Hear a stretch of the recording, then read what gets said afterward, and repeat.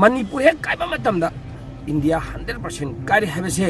masidi puyada khoi chalon chate yawra lermina je government India na Manipur government madumati seng election bio ki narco terrorism activities man se hagi phawda center na yeng le mase hana no thada sai ai ki ni MLA mon sun ko ya ni chai hana dai tele kandin to yeri chimai thamjage adun ka state government da central processing na central gi government fully cooperation pi da noi ka tang tawro ju tawan daga masi su in lai bak thibani boy government gi state gi lono da di ko gi lono da di state da tawdobni adubu sigda di external aggression yaure haba evidence phange pdf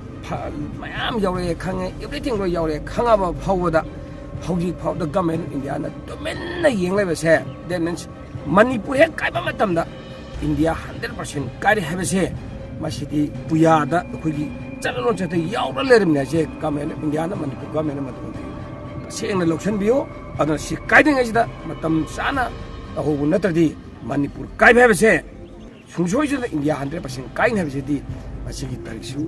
government India amsung Manipur government amasu record tawbiu kainu akhoi di lamdam se lerba shanti leminari ba khoi lemle jati phukchimuk only India Manipur kaiba yaro kaiba rase kana lo jati promda akhoi maximum majority ojebisna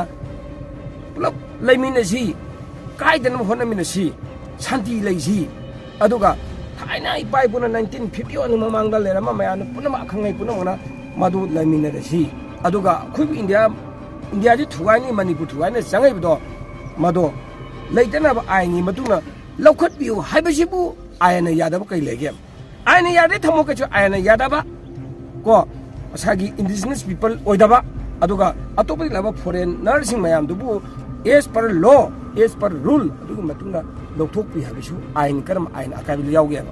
aduna asing ma khoi hogi numit tarik tara ka khumdoi din ka pisan trama thoidegi tarama thoi train toi tron doi tramri ngasi numit mangani su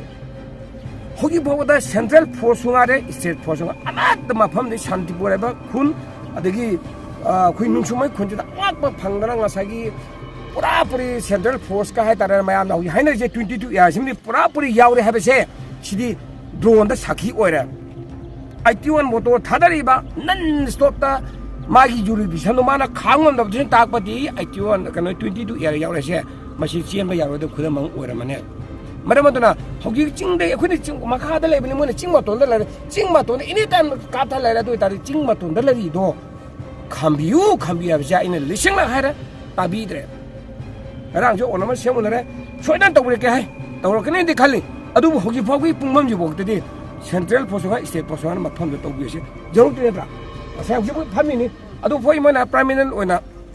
Cannot wear a line of Shemaga, Shemam, Shemam do that. Shimmy do Shokana ba, qui publish Mating Pangerake, Shimmy do Shokana ba, security, full security, that over Karamon, Shemaido, A. Satu Yogan, IG, DGP, the SP, the Masam, or Shimasam Hydre, Adu, fully co-present of the Yatare. The Wudabu, how you live is the 100 number one of the Kappa, to the captors in Machine, this Hampton view, Shana, Sagi, honorable, CM, the Gis, government, India government, and appeal to Jerisha. How you lay about Angan Hariba, lawyer Habangang she. Amukshu saraton ha angang yamna gyan tajaba masagi laira ba haitare mayungi thabuk ngang sujaraga leiktam animaksi leiktam tok thuoga ne imung manang awaba seba tawirine adubu ai lei bang hen lui ko haina akhoi ngam da thabak to ai gi sa ne ngasi di Manipur imale ba gi tamne sile chakre magoi hinga chakra mani hinga dum lei ram ni ai MLA werisu ai gi loyan kathokpa ai gi inau isa sanaton kathok to khingam de adubu sigi ikengi marisidi kanana pungde Manipur government amsung government India puhum thoyam asigi pap soida legani 100% legane aduna aina hajaningi se khoi praja da sungare khoi kano da sungare khoi government Manipur da aina appeal do je khoi state force kara di sakar ga lising ni phugi ma thakta lei haidara di hogi kam chin so ji sugnu jo akar tam lai tana ka thare khoi di kienda ni phugi man da khoi di maton ख्वाइदगी मकोक अनि जाउजी नन्ने stop कातर बसे any एदिनि केसा चावा दु लिसिंग no खाइदोक पि हेरगा मफम दि जागा जो कोइ केन तो जे मफम मरि गतनि हौजिले जे शान्तिपुर हाइबा मा नुंसुम हाइबा मा संजेल कनो छिनाम हाइबा मफम हो हौजिले जिनत्रा सिबोदा तंगाइ बना लिताम बोगे जो लेरे अदोनि सिदा चनी चौन न स्टेट फोर्स तो सेंट्रल फोर्स थम्बा मा तमदा सुंका का बोयबा अदु तो बियु हाकंदा लैगा लैतेगा ngami ga ngamde to सोन मिस नोंमनो जुमाइते जुम आमाम हुं हाथि बि सुम तौगी अदुना मदुना अखोइदि लेबाकसि कंदे अद्रकबिना मासेगी असोमदगी मणिपुर थुगारानी लमजे इनाक तक मक्त लौने हातादि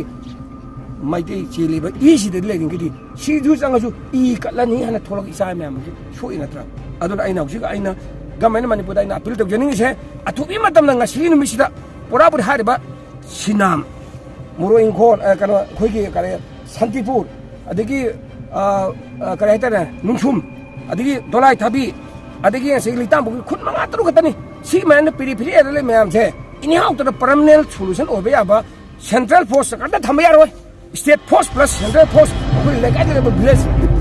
डिफेंस फोर्स पुलप पमिनरे हरकांदा मसगी अदुना तगदी अखोइ प्रजाना थाजरक तैसे केनो ngai हेरगा सुमकुम धरक मखा यावरे हौजिति मखा यावरे सुमकुम ला अदुना मरम प्रजा पुनोना इमाइन नि पुनोना सिबा यारो कनो तो यारो चाहप यारो तौबदि